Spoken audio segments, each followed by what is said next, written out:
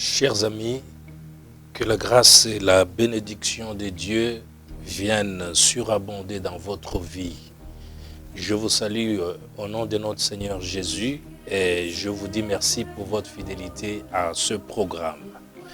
Nous sommes là encore une fois pour rentrer dans vos maisons à travers cette émission, à travers ce moment de partage. Je sais que vous savez que la parole de Dieu est importante pour votre vie. Je sais que vous connaissez bien l'importance d'écouter la voix de Dieu. C'est pourquoi je vous encourage, comme d'habitude, à demeurer devant la parole de Dieu. Le Seigneur Jésus avait raison de dire, si vous demeurez en moi et que mes paroles habitent en vous, demandez tout ce que vous voudrez et cela vous sera accordé. Vous pouvez tout faire dans votre vie. Vous pouvez travailler, vous pouvez acheter, vous pouvez vendre, vous pouvez vous marier, vous pouvez construire des maisons, vous pouvez voyager, mais vous devez savoir que la parole de Dieu doit occuper la première place dans votre vie. Parce que, souvenez-vous que la Bible dit qu'au commencement était la parole. La parole était avec Dieu et la parole était Dieu. Et toutes choses ont été faites par elle. Là, c'est pour vous aider à comprendre que vous n'avez pas commis l'erreur de nous donner votre temps pour partager ce moment de bénédiction avec vous. Nous avons partagé depuis un certain temps des pensées de Dieu au sujet de la marche avec Dieu. Nous continuons avec cette pensée de Dieu. Et je bénis le Seigneur pour tous ceux qui se sont abonnés sur notre chaîne, pour tous ceux qui continuent à s'abonner. Je bénis le Seigneur pour tous ceux qui nous soutiennent, qui commentent nos émissions. Que le Seigneur les bénisse. Aujourd'hui, toujours dans cette pensée de la marche avec Dieu, je vais prendre une pensée que le Saint-Esprit a mise en moi pour la placer sur la table de notre partage ce matin. Ou ce soir, ça dépend de l'heure à laquelle vous nous suivez. Aujourd'hui, je vais parler des conditions ou d'une condition pour marcher avec Dieu. On ne peut pas marcher avec Dieu parce qu'on a entendu dire qu'il faut marcher avec Dieu. Il faut savoir quels sont les préalables de la marche avec Dieu. J'ai toujours dit que beaucoup de gens commettent l'erreur dans leur vie de mettre leur confiance dans les hommes, dans les femmes, dans les amis. Ils mettent leur confiance dans les connaissances. Ils mettent leur confiance dans l'argent. Mais dans tout ça, j'exhorte tous ceux qui me suivent à comprendre que nous devons mettre notre confiance en Dieu. Et si nous mettons notre confiance en lui, nous allons faire un effort pour marcher avec lui. Et aujourd'hui, l'une des conditions que je vais traiter, que je vais placer sur la table de notre partage, c'est la nouvelle naissance. Je considère aujourd'hui la nouvelle naissance comme une des conditions pour marcher avec Dieu. Vous savez, la Bible dit que deux personnes ne peuvent pas marcher ensemble si elles ne s'accordent pas. Vous ne pouvez pas marcher avec une personne alors que vous ne vous accordez pas au début de votre marche. Vous devez vous mettre d'accord sur les principes qui vont vous aider à marcher ensemble. Vous devez vous mettre d'accord sur la destination à prendre. Vous devez vous mettre d'accord sur la durée du voyage ou de votre parcours. Sinon, vous allez vous séparer en route. C'est pour cela qu'aujourd'hui, je considère la nouvelle naissance comme une des conditions pour marcher avec Dieu. Si vous avez votre Bible, vous allez prendre dans le livre de Job, au chapitre 14. Je vais commencer la lecture à partir du premier verset et je crois que je vais descendre jusqu'au verset 9. Écoutez ce que les Saintes Écritures déclarent. L'homme né de la femme, sa vie est courte, sans cesse agitée. Il naît, il est coupé comme une fleur. Il fuit et disparaît comme une ombre. Et c'est sur lui que tu as l'œil ouvert. Tu me fais aller en justice avec toi. Comment d'un être souillé sortira-t-il un homme pur? Il n'en peut sortir aucun. Si ces jours sont fixés, si tu as compté ces mois, si tu en as marqué le terme qui ne saurait franchir, détourne de lui le regard et donne-lui du relâche, pour qu'il ait au moins la joie du mercenaire à la fin de sa journée. Un arbre a de l'espérance. Quand on le coupe, il repousse, il produit encore de rejetons. Quand sa racine a vieilli dans la terre, quand son tronc meurt dans la poussière, il reverdit à l'approche de l'eau, il pousse des branches comme une jeune plante. Voilà, chers amis, le texte que le Saint-Esprit a voulu que nous puissions partager aujourd'hui. Je disais au début de mon intervention que je vais parler de la nouvelle naissance comme une condition, l'une des conditions pour marcher avec Dieu. Beaucoup de gens ont entendu parler de la nouvelle naissance. Aujourd'hui, je vais essayer d'expliquer ce que cela veut dire au moyen des Écritures. Celui qui parle ici, bien que ce fût sur l'inspiration de Dieu, c'est Job. Je crois que tout le monde, tous les lecteurs de la Bible connaissent l'histoire de cet homme qui est l'un des hommes les plus célèbres de la Bible. Job a vécu de moments de bonheur dans sa vie parce que la Bible nous renseigne que c'était un homme très riche, un homme béni, un homme prospère. Il avait beaucoup de serviteurs, beaucoup de servantes. Il avait une femme, il avait beaucoup d'enfants. Il était extrêmement riche. Mais une situation catastrophique est arrivée dans la vie de Job. J'ai toujours dit à ceux qui me suivent que dans la vie, tout peut arriver. Que l'on marche avec Dieu ou non, que l'on soit païen ou non, que l'on soit, je ne sais pas, riche ou pauvre, que l'on soit blanc ou noir, tout peut arriver dans la vie.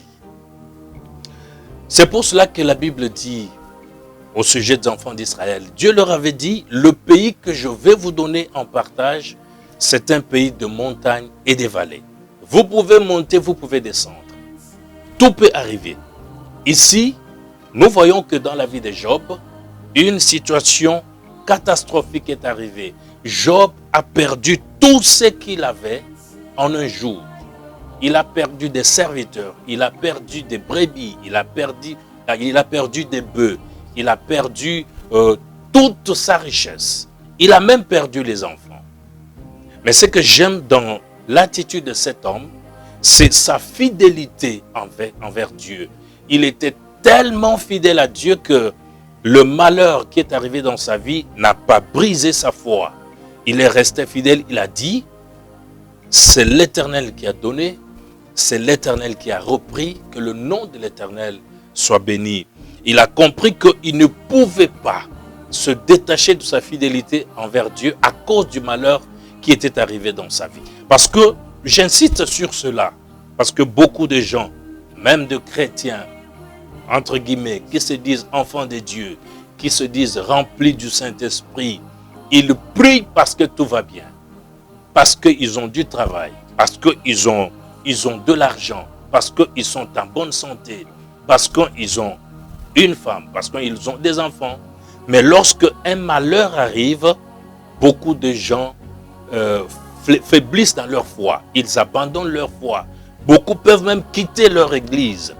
Beaucoup peuvent abandonner leur pasteur parce que ils se disent que le malheur est arrivé dans leur vie. Dieu n'a jamais dit que quand quelqu'un marche avec lui, il ne peut pas tomber malade, il ne peut pas perdre l'argent, il ne peut pas perdre le travail, il ne peut pas perdre un être cher dans sa vie. Tout peut arriver dans la vie.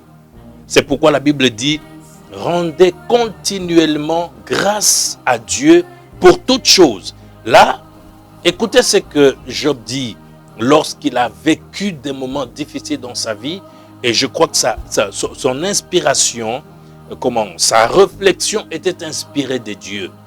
Il dit ceci: l'homme naît de la femme. Sa vie est courte. Sa vie est sans cesse agitée. La Bible dit que c'est poussé par le Saint-Esprit que les hommes ont parlé de la part de Dieu. Job, ici, parle de l'homme qui est né de la femme. Mais pourtant, nous savons que tout homme est né de la femme. Il dit l'homme qui est né de la femme, sa vie est courte, sa vie est agitée sans cesse. Il naît, il est coupé comme une fleur, il fuit et disparaît comme une ombre. Et par là, nous pouvons comprendre comment la vie de l'homme est si éphémère, comment la vie de l'homme est si fragile. On a vu des gens qui ont régné en leur temps, qui ont marqué leur époque, qui ont bousculé beaucoup de choses dans leur vie. On a vu des gens qui ont construit, qui ont amassé beaucoup de richesses, qui ont eu beaucoup de biens. Mais nous les avons vus s'affaiblir, nous les avons vus vieillir, nous les avons vus mourir. Nous avons vu des gens très célèbres dans la vie, qu'ils soient chefs d'État, qu'ils soient présidents, qu'ils soient PDG d'entreprise, qu'ils soient des grands généraux, des grands politiciens, des grandes stars du cinéma, de la musique. Nous les avons vus dans un cercueil. Nous les avons vus au cimetière. Nous avons appris qu'ils sont décédés. C'est pour dire que la parole de Dieu reste la vérité. Et ça, c'est l'homme qui est né de la femme. La Bible dit que sa vie est courte, sa vie est agitée. Il naît, il est coupé comme une fleur, il fuit et disparaît comme une ombre. Qui coupe sa vie? Job reconnaît ici qu'on peut couper la vie de tout homme. L'argent ne peut pas t'empêcher d'être coupé. On peut couper le royaume, on peut couper la royauté, on peut couper le travail de tout homme qui est né de la femme. Parce que la Bible compare ici, selon la déclaration de Job, la vie de l'homme qui est né de la femme avec une fleur. Une fleur, si belle soit-elle, peut être coupée, elle peut faner, elle peut tomber à tout moment. C'est pourquoi on a vu des belles femmes, aimées et appréciées de tout le monde, mais on les a vues avec des rides, on les a vues affaiblies, on les a vues malades, on les a vues dans les cercueils. C'est pour dire que la beauté, la richesse, la gloire, l'autorité, le pouvoir ne peuvent pas t'empêcher de marcher avec Dieu. Il faut comprendre que bien que tu aies reçu toutes ces faveurs dans la vie, tu as toujours besoin de ton Créateur. Il dit, tu peux disparaître comme une ombre. Au verset 4, il dit ceci. Comment d'un être souillé sortira-t-il un homme pur? Il n'en peut sortir aucun.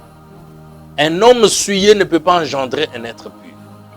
C'est-à-dire que dès le ventre de ta mère, dès que tu viens au monde, parce que tu es né d'un être souillé, toi aussi tu n'es pas pur aux yeux de Dieu. C'est-à-dire que l'impureté est héréditaire. À partir des parents, des grands-parents, des arrière-grands-parents, tu nais impur. Et lorsque tu es impur de cette façon-là, le royaume de Dieu est exclu pour toi. C'est pour cela que nous voyons la nécessité d'une nouvelle naissance. Écoutez maintenant. Un homme né d'une femme est comme une fleur. Mais nous allons directement au verset 7. Le même Job dit ceci. Un arbre a de l'espérance. Quand on le coupe, il repousse. Il produit encore de rejetons.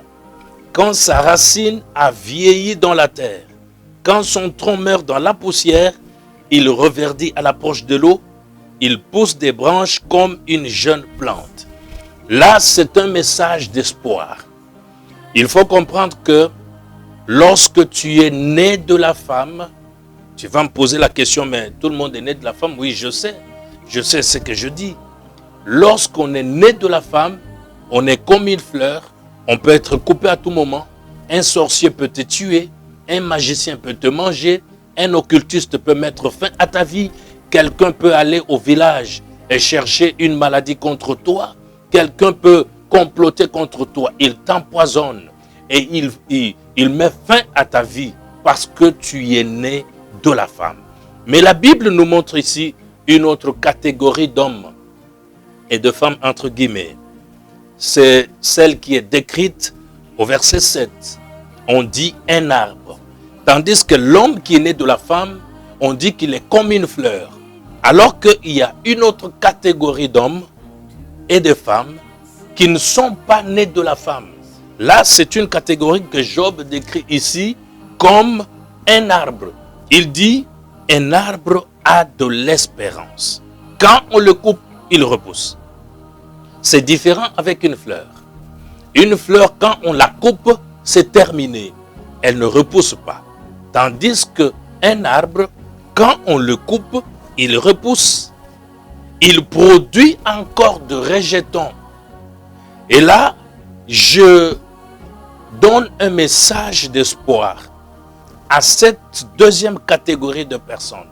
Je vais vous l'expliquer avec beaucoup de détails pour comprendre comment on peut quitter la catégorie de fleurs pour entrer dans la catégorie d'arbres. Quand on le coupe, il repousse.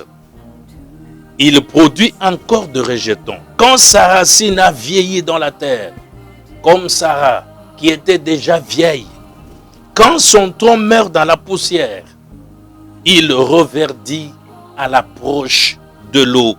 Il pousse des branches comme une jeune plante. Qu'est-ce qui redonne la vie à cette racine qui a déjà vieilli? Qu'est-ce qui donne encore de la vigueur? Qu'est-ce qui donne encore la sève? Qu'est-ce qui donne encore la possibilité de porter des fruits et de pousser alors qu'on a été coupé? La Bible dit ici que c'est de l'eau. Il reverdit à l'approche de l'eau.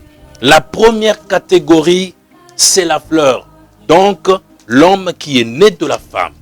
Toujours au moyen de notre Bible, chers amis, nous allons voir dans le livre de Jean, au chapitre 3, la Bible dit ceci.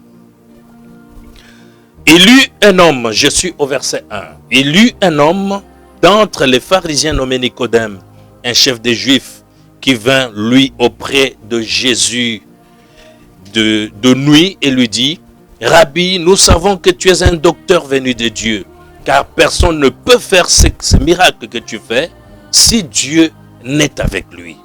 Parce que si quelqu'un marche avec Dieu, il fera toujours des prodiges. Jésus lui répondit, en vérité, je te le dis, si un homme ne naît de nouveau, il ne peut voir le royaume de Dieu.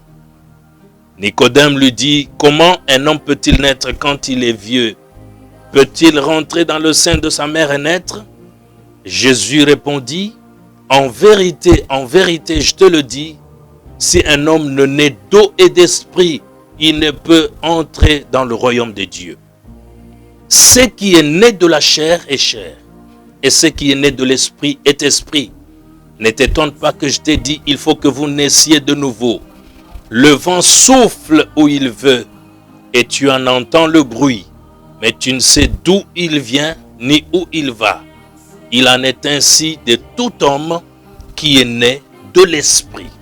Voilà la deuxième catégorie d'hommes qui est différente de la première catégorie des hommes qui sont nés de la femme. Cette deuxième catégorie, c'est celle que Job décrit comme un arbre. Ici, nous voyons Nicodème qui était pourtant un docteur de la loi, mais qui ne comprenait pas les mystères du royaume de Dieu. Il vint auprès de Jésus de nuit pour lui poser des questions. Il dit, mais nous savons que tu es un docteur venu de Dieu, parce que personne ne peut faire les choses que tu fais si Dieu n'est avec lui. Jésus, ici apparemment il n'y a pas une question. Mais Jésus avait compris que c'était une préoccupation. Jésus avait compris que c'était une question à peine voilée. Il a voulu expliquer un mystère à ces docteurs de la loi qui avaient seulement la lettre mais qui n'avaient pas d'esprit. Jésus, au verset 3, lui dit, en vérité, je te le dis, si un homme ne naît de nouveau, il ne peut voir le royaume de Dieu. Et Nicodème, là, ne comprend rien. Il lui dit, mais Seigneur, comment un homme peut-il naître quand il est vieux? Peut-il rentrer dans le ventre de sa mère et renaître? Parce que quand tu rentres encore dans le ventre de ta mère, tu vas encore naître de la femme. Là, Job dit, un homme qui est né de la femme, sa vie est courte. C'est-à-dire que la vie éternelle est exclue. Et là, Jésus a compris que Nicodème n'avait pas compris. Jésus répond ceci à Nicodème. En vérité, je te le dis, si un homme ne naît d'eau et d'esprit, il ne peut entrer dans le royaume de Dieu. Le problème ici, ce n'était pas de gagner de l'argent dans la vie. Le problème ici n'était pas de voyager pour aller partout dans le monde. Le problème était d'entrer dans le royaume de Dieu. Il dit, si quelqu'un ne naît d'eau et d'esprit, il ne peut entrer dans le royaume de Dieu. Ce qui est né de la chair est chair. Même si tu nais 1000 fois de la chair, tu seras 1000 fois chair. Si vous rentrez dans le livre de Genèse, au chapitre 6, je crois, et au verset 3, vous allez voir comment Dieu dit. La Bible dit que Dieu avait dit, mon esprit ne restera pas toujours dans l'homme, parce que l'homme n'est que chair, et ses jours seront de 120 ans. Comme il est chair, ses jours seront limités à 120 ans. Et là, Jésus rejoint la déclaration de Job. Il dit que pour entrer dans le royaume de Dieu, pour avoir la longévité, pour avoir la vie éternelle, il faut cesser d'être né de la femme pour naître d'eau et d'esprit. Ce qui est né de la chair est chair. Or, la chair a été condamnée depuis Genèse 6. Mais ce qui est né de l'esprit est esprit. Il dit, ne t'étonne pas que je t'ai dit, il faut que vous naissiez de nouveau. Parce que, au verset 8, il donne un mystère. Il nous révèle un mystère. Le vent souffle où il veut. Personne ne peut arrêter le vent. Personne ne peut bloquer le vent. Là où même la porte est fermée, le vent passe. Le vent peut entrer même par les claustras. Le vent peut entrer par la fenêtre. Même dans un avion, toutes les portes sont fermées. Il y a le vent à l'intérieur. Dans une maison fermée, le vent est à l'intérieur. Pourquoi? Parce que le vent est un mystère. On ne peut pas bloquer le vent. Et là, Jésus dit, le vent souffle où il veut. On entend le bruit, mais on ne sait d'où il vient ni où il va. La vie du vent est un mystère. Personne ne connaît la provenance du vent et la destination du vent. Parce que le vent est invisible. Et il dit ceci. Ainsi en est-il de tout homme qui est né de l'esprit. C'est-à-dire qu'il va vivre comme le vent. Aujourd'hui, dans les milieux des enfants de Dieu, on entend beaucoup dire qu'on a été bloqué dans la vie. On a été envoûté par la sorcellerie. On a des liens et des malédictions. On ne peut pas réussir. On ne peut pas se marier. On ne peut pas avoir d'enfants. On ne peut pas avoir le bonheur dans la vie. Parce qu'on est bloqué, on est envoûté. C'est réel. Le diable est capable de faire cela. Les sorciers sont capables de faire cela. On a vu des gens bloqués de cette façon. On a vu des gens envoûtés, des gens maudits, qui ne peuvent pas aller loin dans leur vie, condamnés. Et il y en a même qui sont dans les églises, qui fréquentent les églises, même ceux qui travaillent dans les églises, qui sont au service des dieux, entre guillemets, dans les églises. Mais le problème n'est pas d'appartenir à une église. Le problème n'est pas d'avoir l'uniforme d'une église. Le problème, c'est d'être né de nouveau. On peut être pasteur, mais sans être né de nouveau. On peut être diacre dans une église, mais sans être né de nouveau. On peut être musicien chrétien, modérateur, interprète, partenaire, sans être né de nouveau. C'est pour cela que vous remarquerez que beaucoup de gens qui détruisent les églises sont en même temps dans les églises. Vous allez remarquer que beaucoup de gens qui combattent dans les églises, qui combattent les pasteurs, qui combattent les enfants de Dieu, sont en même temps dans les églises. Ils sont dans les églises, ils sont dans les services, dans les départements, mais ils ne sont pas nés de nouveau. Une telle personne est née de la femme. Même si vous voyez apparemment cette personne manifester les signes de gentillesse, la gentillesse n'est pas le fruit du Saint-Esprit. Vous pouvez remarquer que cette personne marche bien, c'est une personne polie, ainsi de suite. Mais ce n'est pas ça la nouvelle naissance. La nouvelle naissance, c'est le changement total de vie. Celui qui était né de la femme, il devient enfant de Dieu. Il est né de l'esprit. C'est pourquoi une telle personne est comme un arbre. Et la Bible dit, quand on le coupe, il repousse. La Bible dit qu'on ne peut pas le couper. On peut le couper, mais il va repousser. Sa racine peut vieillir, mais le miracle de résurrection est possible. Il peut tout perdre dans sa vie, mais Dieu avec lui est capable de restituer tout ce qu'il avait perdu. Là, je suis en train d'encourager un homme, d'encourager une femme. Même si vous avez tout perdu dans votre vie, même si vous avez perdu la santé, peu importe la maladie dont vous souffrez, ça peut être le sida, ça peut être le cancer, ça peut être même le coronavirus, ça peut être n'importe quelle maladie, avec Dieu tout est possible. Je ne le dis pas parce qu'on a l'habitude de dire que Dieu fait les miracles. Je ne le dis pas parce qu'on a l'habitude de crier que Dieu guérit. Mais je le dis parce que je l'ai vécu. Je le dis parce que j'ai vu Dieu guérir les malades au nom de Jésus. J'ai vu des personnes condamnées à mourir. Je les ai vues recouvrer la santé. Vous pouvez tout récupérer dans votre vie. Le problème, vous devez passer par la nouvelle naissance pour marcher avec Dieu. C'est lui qui est né de nouveau. Jésus dit qu'il est comme le vent. Il souffle où il veut. Personne ne peut le bloquer. Personne ne peut l'envoûter. Personne ne peut le maudire. On peut te combattre, mais on ne peut pas te vaincre. C'est ça l'importance de celui qui est né de nouveau. Il produit encore de rejetons. Il pousse des branches comme une jeune plante. C'est-à-dire qu'il y a encore de l'espoir pour celui qui est né de nouveau. Il y a encore de l'espoir pour celui qui marche avec Dieu. Il n'est pas chair. Celui que les sorciers peuvent manger, c'est la chair. Mais celui qui est comme le vent, les sorciers ne mangent jamais le vent. Nous sommes arrivés à la fin de notre émission. Je vous dis merci. Si vous avez besoin d'une aide particulière par rapport à ce message, vous avez besoin d'une prise en charge spirituelle, vous avez besoin d'être conduit dans la voie du Seigneur, vous pouvez nous appeler à notre numéro qui s'affiche au bas de l'écran, ou alors pour ceux qui peuvent nous suivre à la radio, notre numéro c'est le 0 99 99 20 559. Je le répète, 0 99 99 20 559.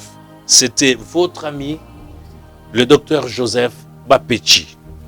Que le Seigneur vous bénisse pour votre attention particulière et qu'il vous comble de sa grâce. Si vous avez perdu quelque chose, ma prière et le vœu de mon cœur est que Dieu vous le restitue. Merci. Et je dis également merci à notre équipe technique. Que le Seigneur vous bénisse. À la prochaine.